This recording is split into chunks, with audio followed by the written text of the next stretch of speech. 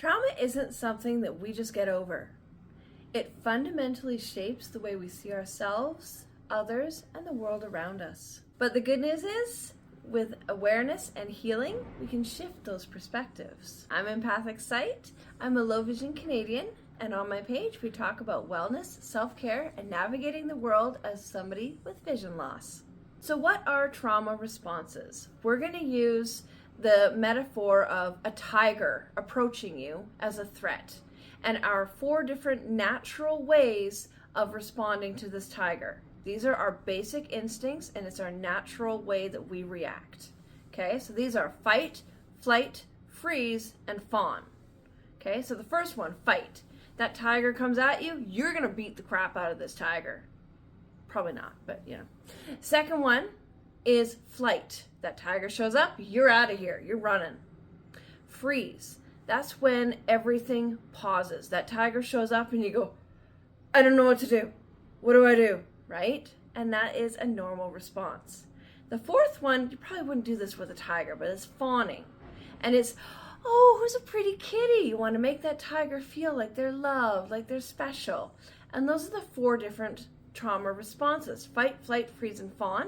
And you can use those in all different kinds of traumatic incidents. So these are not choices. These are our automatic trauma responses. Now the thing with chronic trauma, when we're constantly at risk or in that heightened state, we're seeing tigers everywhere, no matter if they're real or not. So now I'm going to talk about how trauma affects our worldview. The first one is hypervigilance, and that is always scanning, always being on alert for danger. We're looking for tigers no matter where we are, even if we're in a safe place. The second one is we struggle to have trust in others. It's really hard for us to believe that they're genuine and that they're actually there to help us. Third one is having negative self-perception. So this is where even if others tell us differently, we have this vision of ourselves of being unworthy, broken, or just a burden to others. Next one is avoidance. Now this is where we stay away from relationships, experiences, or even our own emotions, because we believe by avoiding these things, it helps us to keep us safe. So here's some tips for healing yourself from this. So the first one is recognizing your patterns. When you feel yourself heightened, ask yourself, is that a real tiger or is it just somebody in striped pajamas? The second one is practicing self-compassion and self-understanding. Remember that your brain and your body reacted and did what it needed to survive. You're not broken, it's not your fault, and it's not weird. The next one is reframing your perspective, and this is allowing yourself to understand that not every interaction is a threat, not every person is out there to hurt you, and there are people that love and support you. The next one is regulating your nervous system.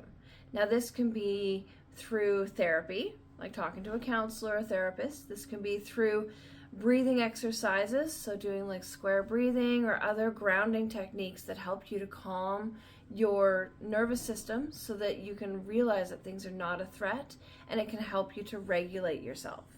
Gabor Mate, a really amazing writer and psychologist, has actually said that trauma is not what happens to you, but it's what happens inside you as a result of what happens to you. So now I want to hear from you. Have you ever noticed how some past experiences can shape your current reactions? Maybe you find a negative reaction based on a historical experience. Leave a comment down below and let's start a conversation. Let's support each other through this. Please remember to like, follow, subscribe, and share. And as always, thanks for watching.